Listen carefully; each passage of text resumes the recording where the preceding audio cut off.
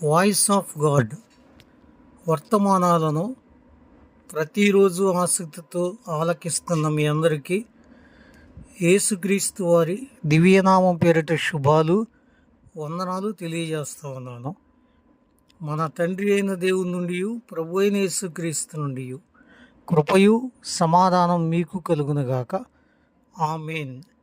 ధ్యాన వాక్యము హెబ్రీ పత్రిక 13వ అధ్యాయము 7వ వచనము. మీకు దేవుని వాక్యము బోధించి మీపైని నాయకులుగా ఉన్న వారిని జ్ఞాపకము చేసుకొని వారి ప్రవర్తనా ఫలమును శ్రద్ధతో తలంచుకొనుచు వారి విశ్వాసమును అనుసరించుడి. ప్రార్థన. దయగల మా ప్రభువా, మా నోటి మాటలు, మా హృదయ ధ్యానం నీ దృష్టికి అంగీకారముగా ఉంచుమని యేసయ్య దివ్యనామం పేరిట అడుగుచున్నాము తండ్రి. ఆమేన్. వాక్య సందేశము రెవరెండ్ డి. వరకుమార్. ధ్యానాంశము గుర్తించుకోవలసిన విషయాలు. దేవుని బిడ్డలారా, ఇంటర్నెట్లో నిల్వ చేయగలిగినంత జ్ఞాపక శక్తిని దేవుడు మనిషికి ఇచ్చాడు. బాల్యము నాటి విషయాలు కూడా వృద్ధాప్యంలో సహా తలంచుకుంటూ ఉంటాం. మనం వాడే మొబైల్ డేటా 5 GB. దేవుడు మనకిచ్చిన జ్ఞాపక శక్తి 25 లక్షల GB అని అంచనా వేయటం జరిగింది. అంతటి జ్ఞాపకార్థ సామర్థ్యంతో మనల్ని నింపినటువంటి దేవుడు ఎంత శక్తి కలిగినటువంటి వాడు కదూ.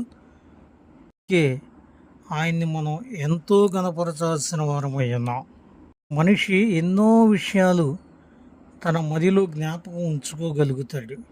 పరిశుద్ధ గ్రంథం అసలు మనం తప్పక జ్ఞాపకం ఉంచుకోవలసిన విషయాలు ఎన్నో మనకు చెప్పటం జరిగింది.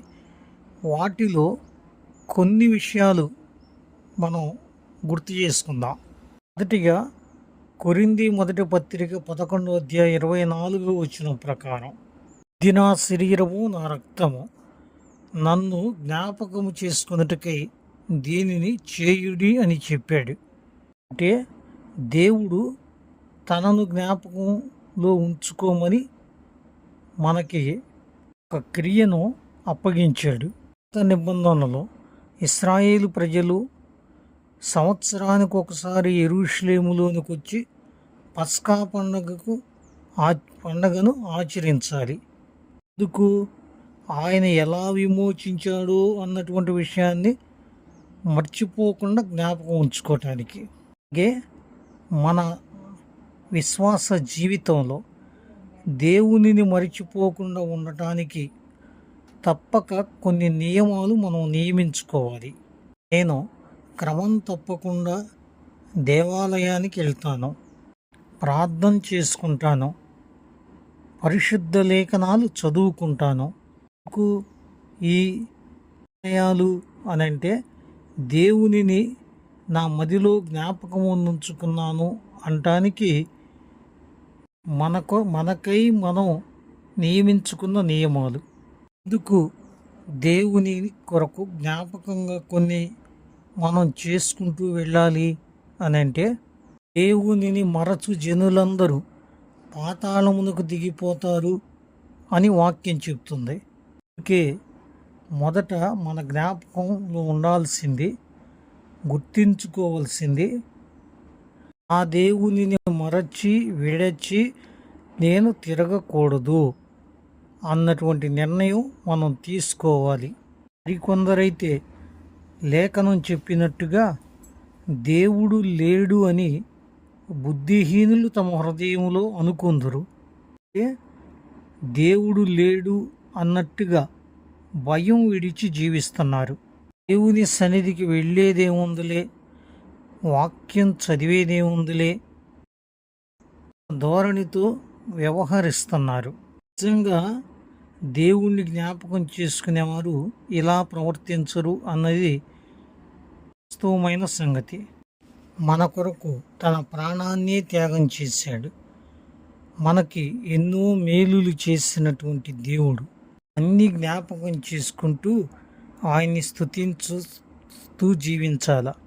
అయినట్లయినా ఏ దిక్కు నుండి ఆ దిక్కునకు గమ్యం లేక చుక్కాని తెలియక ప్రయాణం చేస్తూ సంచరిస్తున్న జీవితాలుగా అవుతాయి.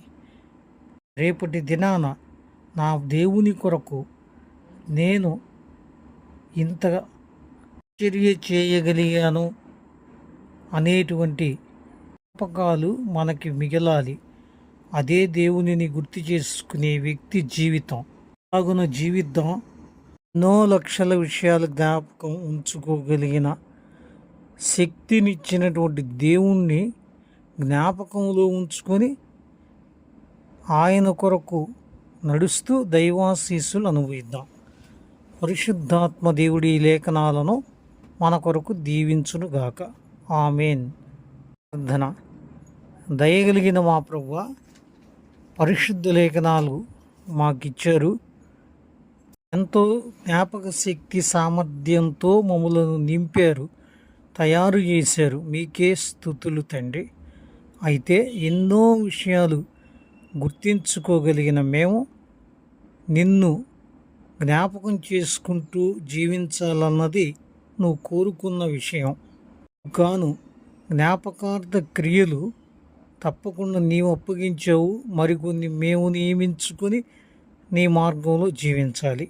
కావున ఏ నియమాలు పోకుండా మేము జీవిస్తే గనక దిక్కు నుండి ఆ దిక్కుకు గమ్యం లేకుండా ప్రయాణం చేస్తున్న వ్యక్తులు వలె ఉంటాం. నీవు మాకిచ్చిన సామర్థ్యం శక్తితో నీకు చెందిన క్రియలు తప్పుకోకుండా చేస్తూ మేము వెళితే నిన్ను మేము గుర్తుపెట్టుకొని జీవిస్తున్నట్టు ఉండే కృప మా అందరికీ ఇవ్వండి. వాక్యం విన్న బిడ్డలను దీవించండి, వారి కుటుంబాలను దీవించండి, అవసరాలు తీర్చండి, సమస్యలు తీసేయండి, ప్రయత్నాలు సఫలపరచండి. నీ కాపుదలతో నడిపించి మహిం పొందుకోమని యేసయ్య దివ్యనామం పేరిట అడుగుచున్నాము తండ్రి. ఆమేన్. త్రియేక దేవుని దీవెన సదాకాలము మీ అందరికీ తోడై ఉండి నడిపించునుగాక. ఆమేన్. అందరికీ వందనాలండి. సెలవు. మరొక ధ్యానంలో తప్పక గుర్తించుకోవలసినటువంటి ఎన్నో విషయాల్లో మరి కొన్ని విషయాలు ధ్యానించుకుందాం.